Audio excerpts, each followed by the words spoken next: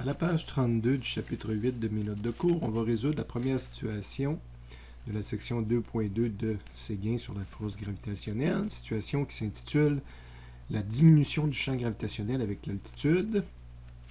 On peut lire la donnée de la situation à la page 201 de Séguin. Attention, avant de résoudre ce problème-là, je dois vous faire remarquer que c'est rendu ma troisième solution que j'ai. Je pourrais aller dans le bas de la page, là, dans la marge, puis vous montrer, regardez, ça c'est une première fois, ça c'était une deuxième fois que je l'ai fait. Donc je viens de le refaire une troisième fois avec un étudiant. On l'a fait d'une façon plus simple, plus claire, mais ça a changé depuis que je vous l'ai fait imprimer. Donc le suivre avec votre feuille, c'est peut-être pas évident. Ce que je vous recommande ici, c'est peut-être de le faire avec moi sur une feuille à part, puis de mettre la feuille à cet endroit-là là, dans votre document. Parce que j'ai changé ma façon de la faire par rapport à ce que je vous ai laissé décaché. Désolé. Après une première lecture, on va identifier les données. Quoique c'est un problème que les étudiants n'aiment pas d'habitude, qu'on a l'impression qu'il manque de données. Donc le premier chiffre qu'on rencontre, c'est le rayon de Mars.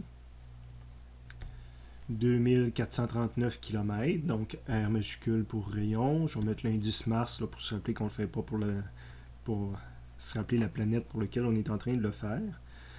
Et on nous demande à quelle altitude, donc combien de kilomètres de haut. Je l'ai appelé H pour hauteur. La valeur de G à cet endroit-là va être égale à 0,99 fois G de la surface. Ben moi, G de la surface, je l'ai appelé G0, G de Mars à une hauteur de 0 versus G de Mars à une hauteur de H. On peut prendre de la notation différente à cet endroit-là, mais personnellement, je l'ai appelé comme ça. Au niveau du dessin, ben, j'ai dessiné sûrement la planète Mars. Pour indiquer que c'est Mars, j'ai mis la masse de Mars, mais ce n'était pas strictement nécessaire, étant donné qu'il n'était pas dans les données ici. Évidemment, j'ai le rayon de Mars. J'ai la hauteur, donc par rapport à la surface. Hein, l'altitude, d'habitude, c'est par rapport à une surface. Et là, on veut que le G à cette hauteur-là, donc j'ai décidé mon G à cette hauteur-là, égale 0,99 du G à la surface. Donc, j'ai dessiné le G à la surface. C'est sûr que je n'ai pas respecté la proportion de 0,99. J'ai tout simplement montré que le G ici est plus petit que lui.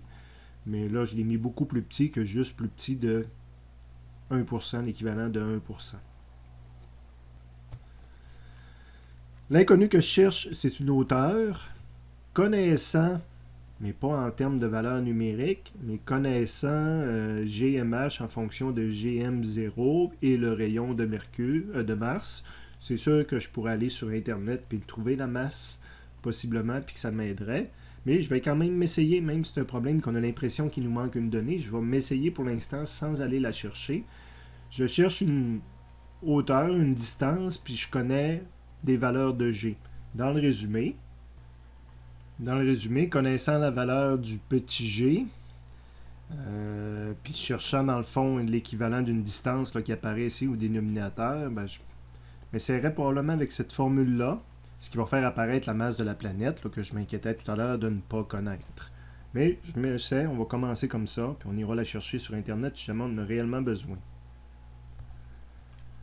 Je l'ai transcrit dans ma solution ici. Je l'ai appelé équation 2. Tantôt, j'avais appelé ça l'équation 1, étant donné que ce n'est pas vraiment des chiffres, mais c'est plus une relation entre deux variables. Ben, j'ai quand même appelé ma première équation. Puis ça serait ma deuxième équation. Cette deuxième équation-là, je vais l'appliquer maintenant pour GMH. Donc, GMH, c'est égal à grand G fois la masse de ma planète, divisé par la distance au carré. Mais là, la distance au carré, c'est RM plus H. Donc, RM plus H au carré. Ben, mon inconnu recherché, c'est le H qui est ici. Donc, je vais m'essayer à l'isoler. Donc, j'ai monté ça en haut dans un premier temps. Je l'ai écrit ici, RM plus H au carré. Oublions la racine. Puis lui, il va descendre en bas de ce côté-là. Donc, je vais avoir G fois MM divisé par le GMH. Oublions la racine. Et là, j'ai pris ma racine des deux côtés pour enlever le carré.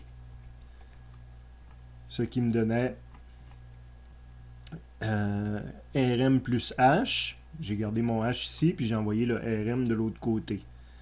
Donc, j'ai encore ma racine de GMM, GMH, puis mon RM qui était ici, normalement avec le H, mais il est rendu de l'autre côté, moins RM. Bon, j'ai pas écrit les chiffres, mais j'ai une valeur pour RM, j'ai une valeur pour GM, j'ai pas de valeur pour L, c'est un que je sais pas si je vais aller sur Internet. Puis là, j'ai pas une vraie valeur, mais j'ai une valeur en fonction de GM0. Donc, avant d'aller chercher ma valeur sur Internet, je vais l'exprimer en fonction de GM0. Donc, je prends ma première équation en haut et je la mets dans l'équation 3, celle que je viens d'écrire. Donc, je vais écrire H, racine de GMM. Puis en bas, au lieu d'écrire GMH, ben, j'écris mon 0.99 GM0 moins mon RM. Et je continue. Cette fois-ci, ben, c'est en disant, je vais utiliser mon module de champ gravitationnel pour calculer GM0 ici. Donc, je réécris encore une fois H. Non, je le calcule, excusez. En premier, je vais le calculer. GM0, donc, c'est égal à grand G, la masse de ma planète. Puis G0, ben, sa distance versus le centre, c'est juste RM au carré. Okay. Et celle-là, maintenant, je vais la mettre dans l'équation du H, l'équation 4. Donc, H est égal à racine GMM, je vais avoir ça encore en haut, mon 0.99 également en bas. Puis là, le GM0 qui est ici, je le remplace par ces trois choses-là. Donc, à l'endroit où j'ai écrit GM0, je m'en vais écrire GMM divisé par RM. Donc, j'ai les mêmes choses en haut, ça et ça. J'ai mon 0.99, puis GM0, j'y est ici. Moins le RM à la fin. Ben, vous voyez, les grands G se simplifient. Et les masses de la planète se simplifient aussi. J'aurais pu aller sur Internet la chercher, mais présentement, elle est disparue de mon équation. Là, quand je la réécris, tout ce qui me reste, c'est ceci. Donc, je réussis à le solutionner sans connaître la masse de la planète. Parce que maintenant, c'est tous des chiffres connus. Donc, il me reste à faire mon remplacement. Alors, je peux travailler encore mathématiquement là, pour l'écrire différemment, mais j'aurais pu déjà écrire les chiffres et obtenir ça.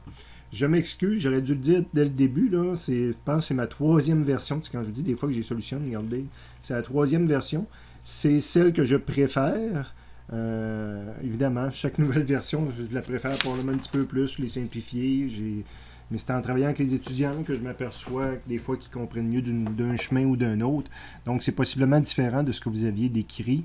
Donc, j'aurais peut-être dû le dire au départ. Là. Des fois, le plus facile, c'est de le faire sur une feuille.